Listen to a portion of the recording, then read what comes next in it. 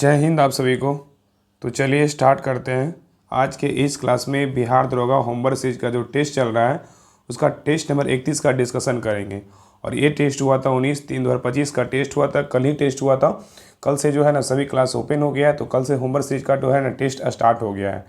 तो आज के इस क्लास में डे 31 का डिस्कशन करेंगे और पीछे का जो भी सेट छूटा हुआ है वो सारा आपका जो है ना मतलब बैकअप में जो है ना आपका सारा करवा दिया जाएगा। ठीक है, तो जो भी छूटा हुआ सारा करवा दिया जाएगा। प्रेजेंट में आप टेस्ट नंबर 31 का डिस्कशन देखिए और ध्यानपूर्वक पूरी क्लास को देखिएगा, आपका कम समय में आपका रिवीजन हो जाएगा।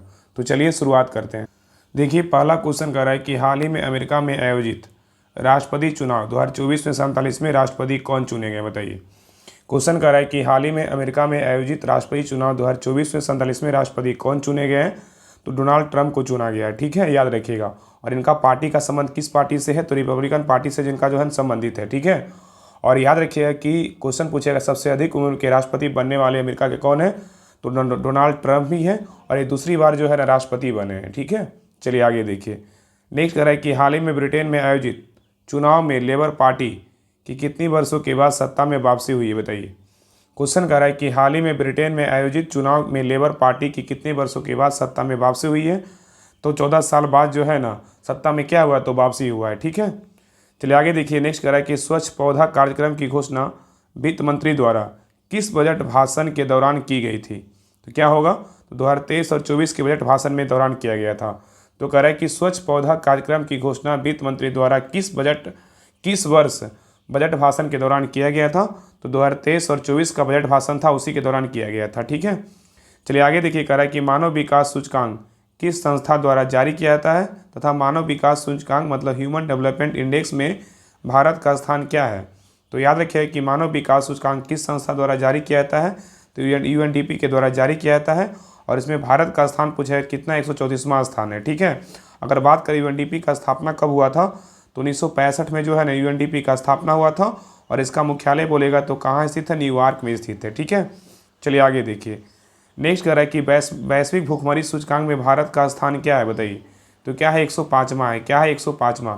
तो वैश्विक भुखमरी सूचकांक में भारत का स्थान क्या है, तो 105वां है। ठीक है, चलिए आगे देखिए। कह रहा है कि हाल ही में जारी सतत विकास रिपोर्ट में शीर्ष 3 देश कौन से हैं, बताइए।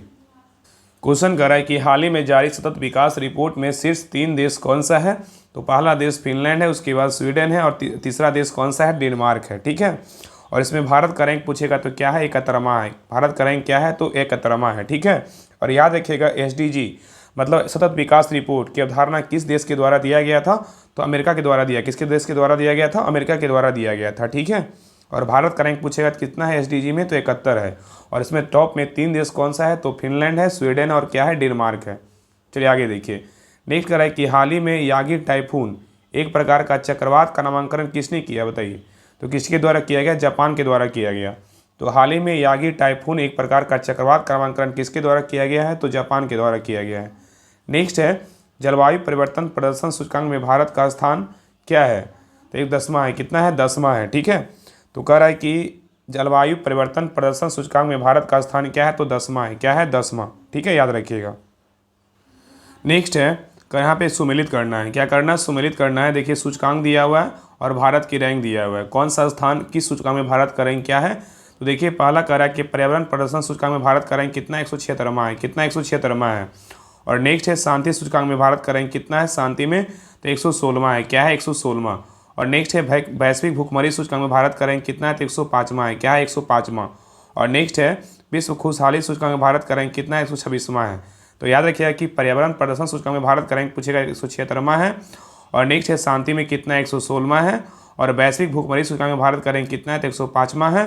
और विश्व खुशहाली में बोलेगा तो भारत का रैंक कितना है, 126वां है। ठीक है, याद रखिएगा। नेक्स्ट क्वेश्चन पे आइए। आगे देखिए रिवीजन सीरीज 4.0 के तहत प्रश्नों के उत्तर दीजिए। पहला क्वेश्चन कह रहा है कि 18वीं लोकसभा चुनाव की घोषणा कब की गई थी, तो कब किया गया था, 16 मार्च 2024 को किया गया था। तो क्वेश्चन पूछ रहा है कि 18वीं लोकसभा चुनाव की घोषणा कब किया गया था, तो 16 मार्च 2024 को किया गया था।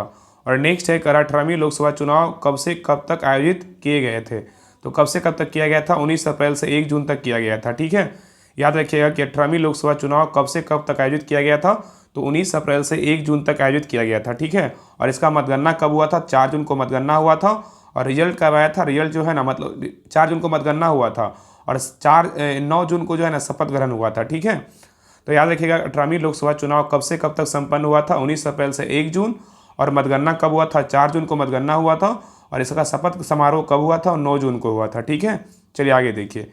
नेक्स्ट है 18वीं लोकसभा चुनाव में अंडमान की किस जनजाति ने भाग लिया था। कौन सी जनजाति थी, सोमपेन जनजाति। कौन थी, सिर्फ सोमपेन जनजाति थी। ठीक है, नेक्स्ट है चुनाव से पहले आदर्श आचार संहिता कौन लगाता है, तो कौन लगाता है, चुनाव आयोग लगाता है। तो क्वेश्चन कर रहा है कि चुनाव से पहले आदर्श आचार संहिता कौन लगाता है, तो चुनाव आयोग के द्वारा लगाया जाता है। नेक्स्ट है 18वीं लोकसभा चुनाव में किस पार्टी किस सीट को निर्विरोध घोषित कर दिया गया था, बताइए। तो किसको किया गया था, सूरत को किया गया था, वहाँ से कौन थे, मुकेश दलाल थे। तो क्वेश्चन कर रहा है कि 18वीं लोकसभा चुनाव में किस सीट को निर्विरोध घोषित कर दिया गया था, सूरत को किया गया था, और वहाँ से कौन चुनाव लड़ रहे थे, मुकेश दलाल जो है ना चुनाव लड़ रहे थे। ठीक है, नेक्स्ट है करा कि 18वीं लोकसभा चुनाव में किस संसदीय क्षेत्र से नोटा को सर्वाधिक वोट मिला है, तो कहाँ से मिला है, इंदौर से मिला है। कहाँ से मिला है, इंदौर से। नेक्स्ट है 18वीं लोकसभा चुनाव में किस गठबंधन ने सर्वाधिक सीटों के साथ सरकार बनाई, तो कौन बना है, एनडीए। कितना सीट के साथ, 293 सीटें के साथ बनाया। ठीक है, जो किसका गठबंधन है, तो भाजपा का है। नेक्स्ट है कह रहा है कि लोकसभा सीटों में परिवर्तन के लिए परिसीमन का उल्लेख किस अनुच्छेद में है, तो कौन सा अनुच्छेद में, अनुच्छेद कितना है, 82 है। तो क्वेश्चन कह रहा है कि लोकसभा सीटों में परिवर्तन के लिए परिसीमन का उल्लेख किस अनुच्छेद में है, तो अनुच्छेद 82 में है।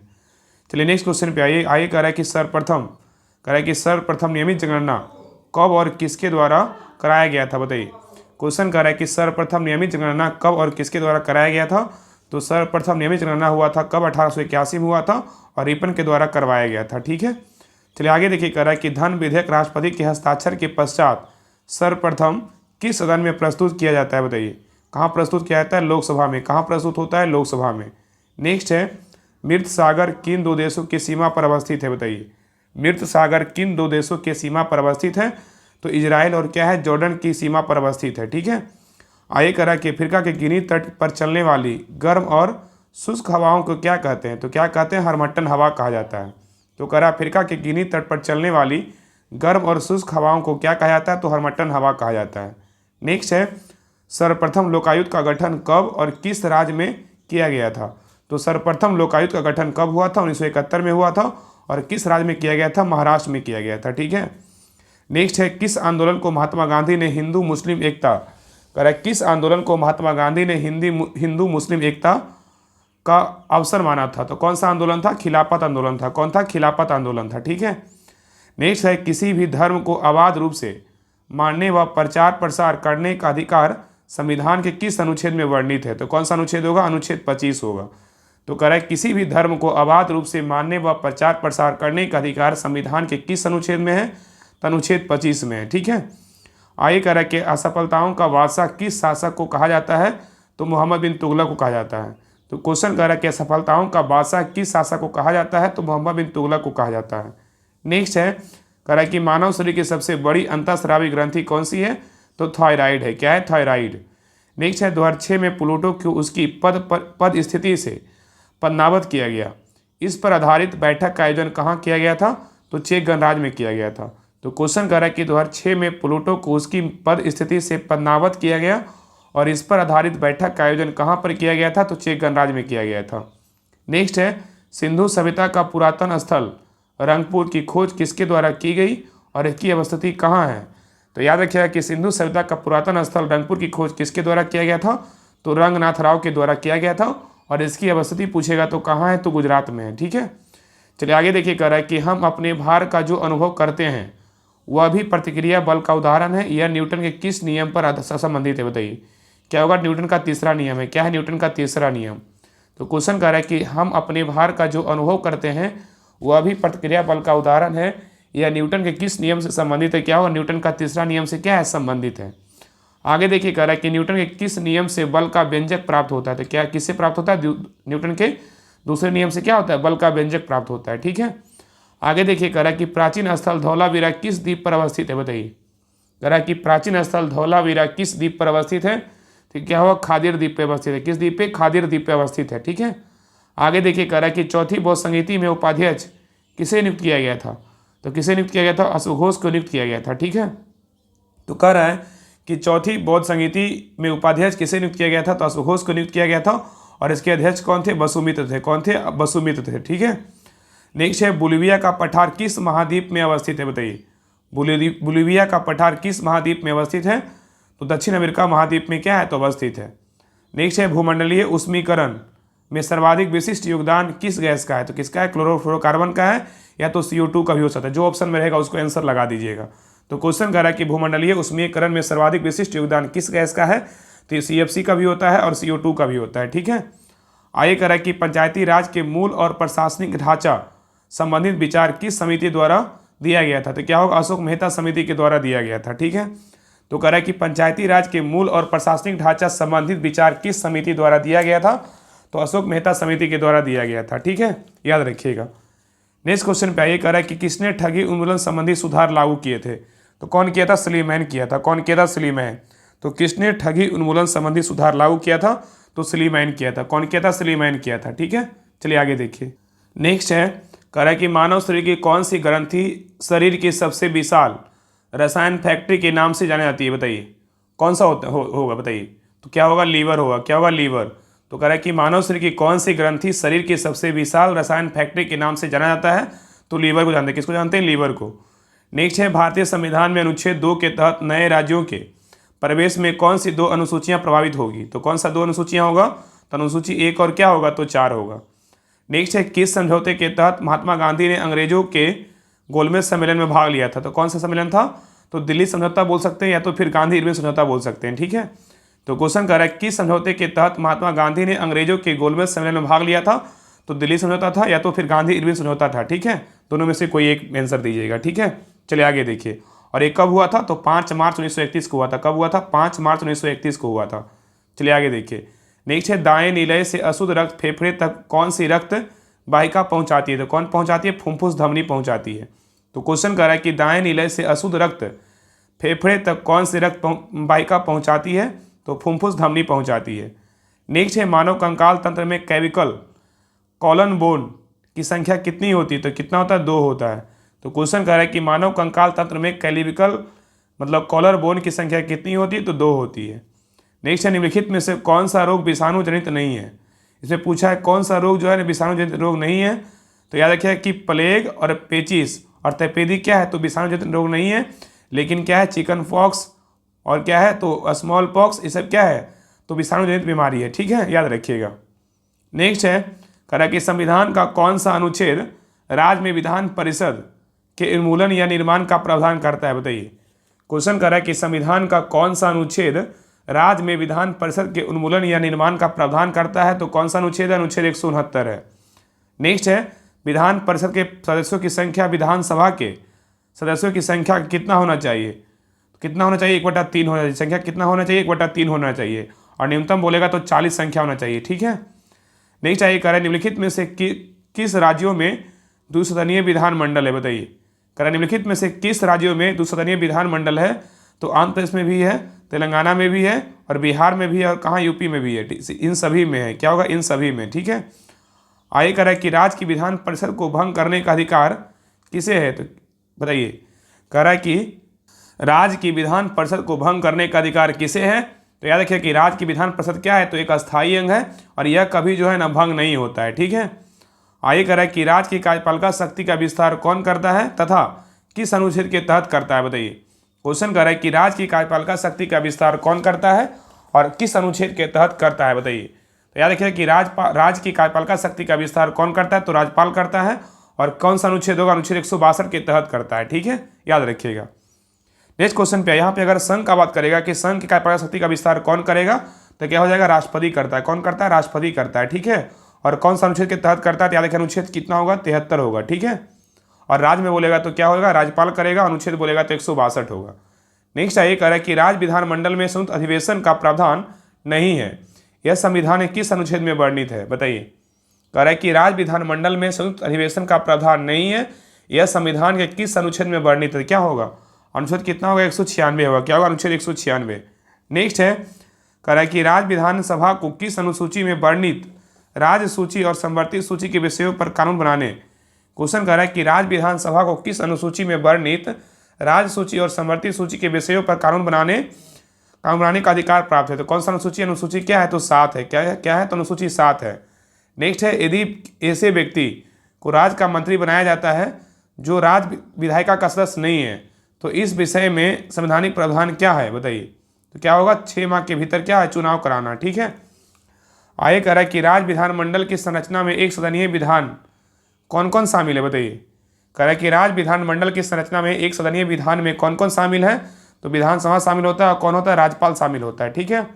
आगे कह रहा है कि भारतीय संविधान के किस अनुच्छेद के तहत मुख्यमंत्री की नियुक्ति राज्य के राज्यपाल द्वारा की जाती है बताइए।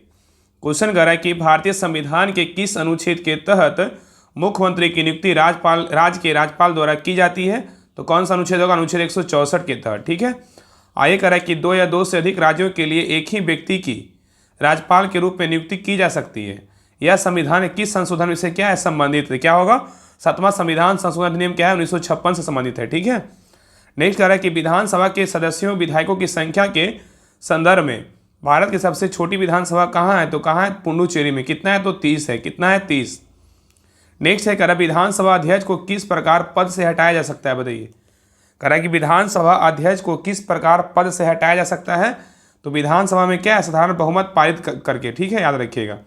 तो कह रहा है कि विधानसभा अध्यक्ष को किस प्रकार पद से हटाया जा सकता है, तो विधानसभा में साधारण बहुमत द्वारा। ठीक है। नेक्स्ट है, कह रहा है कि राज्य का मंत्रिपरिषद सामूहिक रूप से किसके प्रति उत्तरदायी होता है, तो विधानसभा के प्रति क्या होता है, उत्तरदायी होता है। नेक्स्ट है, कह रहा है विधानसभा में किसी दल के निर्वाचित सदस्यों के दल बदल पर किस अधिनियम द्वारा क्या है, प्रतिबंध लगाया गया है बताइए। कह रहा है विधानसभा में किसी दल के निर्वाचित सदस्यों के दल बदल पर किस अधिनियम के द्वारा प्रतिबंध लगाया गया है, तो क्या होगा, 52वां संविधान संशोधन अधिनियम क्या होगा, 1985। क्या होगा, 1985। नेक्स्ट है, कह रहा है कि राज्य विधानसभा तथा लोकसभा में महिलाओं के लिए आरक्षण बिल में कितना आरक्षण की बात की गई बताइए। क्वेश्चन कर रहा है कि राज्य की विधानसभा तथा लोकसभा में महिलाओं के लिए आरक्षण बिल में कितना आरक्षण की बात की गई है, तो कितना परसेंट आरक्षण, 33% आरक्षण है। ठीक है। नेक्स्ट कर रहा है कि दक्षिण अफ्रीका से लौटने के बाद गांधी जी की सबसे महत्वपूर्ण सार्वजनिक उपस्थिति कहाँ हुई थी।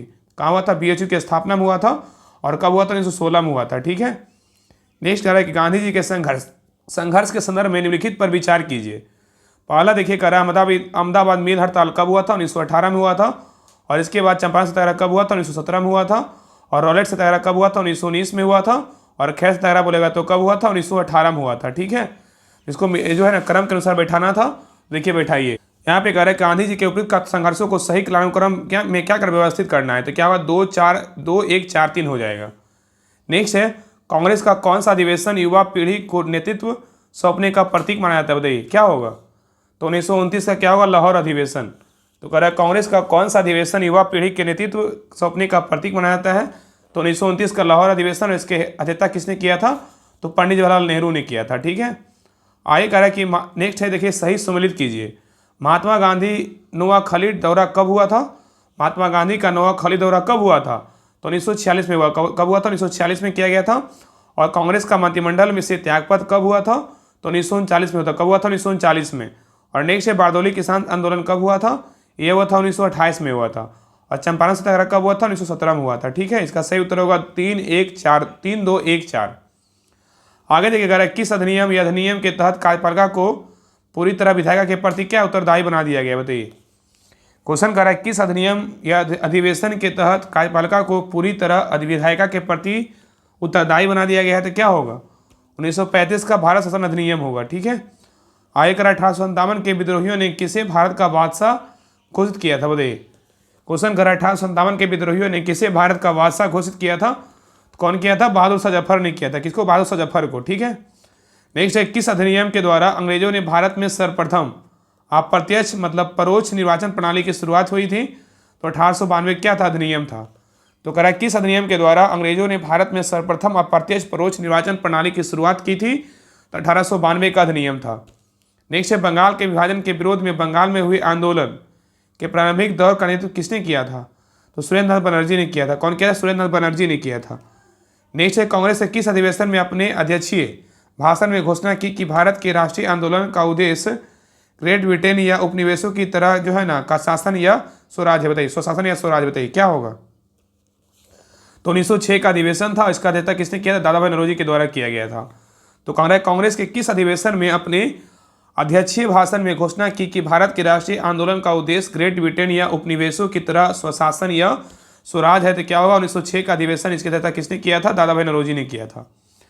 नेक्स्ट है भूकंप केंद्र के ऊर्ध्वाधर पृथ्वी की सतह पर के केंद्र का नाम क्या है, तो एपी सेंटर, इसको हिंदी में क्या बोलेंगे, अधिक केंद्र बोलते हैं। ठीक है, तो कह रहा है कि भूकंप केंद्र के ऊर्ध्वाधर पृथ्वी की सतह पर केंद्र का नाम क्या है, एपी सेंटर है, इसी को क्या बोलते हैं, अधिक केंद्र बोलते हैं।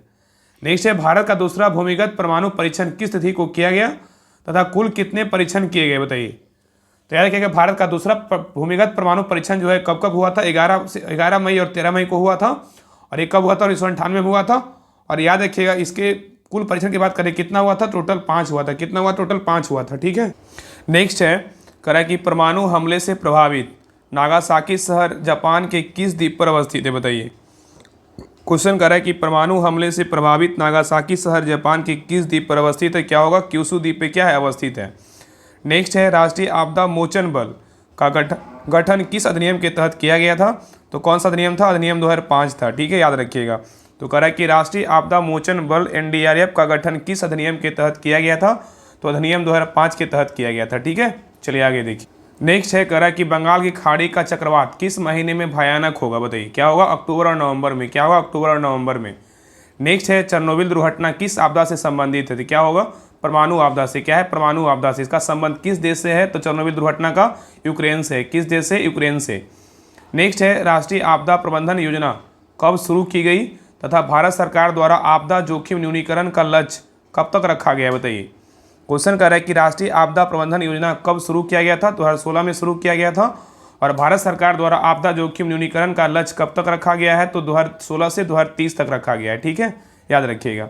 नेक्स्ट है सूखे को छोड़कर सभी प्राकृतिक आपदाओं के लिए आपदा प्रबंधन गतिविधियों के समन्वय के लिए केंद्र में कौन सा एक नोडल मंत्रालय है, तो कौन सा है, गृह मंत्रालय है। कौन सा, गृह मंत्रालय। नेक्स्ट है भारत सरकार ने भारतीय व्यक्तियों और संस्थानों द्वारा आपदा प्रबंधन में उत्कृष्ट प्रयासों को मान्यता देने के लिए किस पुरस्कार की स्थापना की गई है, तो कौन सा पुरस्कार का स्थापना किया गया, सुभाष चंद्र बोस आपदा प्रबंधन अवार्ड का स्थापना किया गया है। ठीक है, तो क्वेश्चन कर रहा है कि भारत सरकार ने भारतीय व्यक्तियों और संस्थानों द्वारा आपदा प्रबंधन में उत्कृष्ट प्रयासों को मान्यता देने के लिए किस पुरस्कार की स्थापना की गई है, तो सुभाष चंद्र बोस आपदा प्रबंधन अवार्ड का जो है ना स्थापना किया गया है। ठीक है, चलिए आगे देखिए। नेक्स्ट है कह रहा है कि निम्नलिखित में से कौन सा आपातकालीन प्रबंधन का चरण नहीं है, बताइए।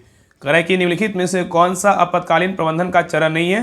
देखिए, संसाधन न्यूनीकरण है, प्रतिक्रिया है, पुनर्प्राप्ति है और क्या है, तत्परता है। इसमें जो है ना संसाधन क्या है, नहीं है, लेकिन न्यूनीकरण, प्रतिक्रिया, पुनर्प्राप्ति और तत्परता क्या है, तो आपातकालीन क्या है, प्रबंधन है। ठीक है, आगे देखिए कह रहा है खेल रत्न पुरस्कार को मेजर ध्यानचंद खेल रत्न पुरस्कार घोषित करने की घोषणा किस दिन की गई थी, बताइए। तो कब किया गया था, 6 अगस्त 2021 को किया गया था। तो क्वेश्चन कर रहा है कि खेल रत्न पुरस्कार को मेजर ध्यानचंद खेल रत्न पुरस्कार घोषित करने की घोषणा किस दिन किया गया था, तो 6 अगस्त 2021 को किया गया था। नेक्स्ट है राजीव गांधी खेल रत्न पुरस्कार, जिसका नाम नया नाम क्या हो गया, मेजर ध्यानचंद खेल रत्न क्या था, अवार्ड था। ठीक है, इसका प्राप्तकर्ता पहले पुरुष और पहली महिला क्रमशः कौन है, तो पुरुष का बात करें कौन है, विश्वनाथन आनंद है, और महिला का बात करें कौन है, तो गीता सेठी है। ठीक है, तो याद रखिएगा कि राजीव गांधी खेल रत्न पुरस्कार पहले था इसका नाम, वर्तमान में इसका नाम क्या कर दिया गया है, तो मेजर ध्यानचंद खेल रत्न अवार्ड कर दिया गया है। ठीक है, इसके प्राप्तकर्ता में पुरुष पूछा है, तो पुरुष में किनको मिला है, तो विश्वनाथन आनंद को मिला है, और महिला में किसको दिया गया है, तो महिला में गीता सेठी को दिया गया है। ठीक है, चलिए आगे देखिए। नेक्स्ट कह रहा है कि मेजर ध्यानचंद खेल रत्न अवार्ड प्राप्तकर्ता पहली महिला क्रिकेटर कौन है, तो मिताली राज है। कौन है, मिताली राज। तो मेजर ध्यानचंद खेल रत्न अवार्ड प्राप्तकर्ता में पहली महिला क्रिकेटर कौन है, मिताली राज है।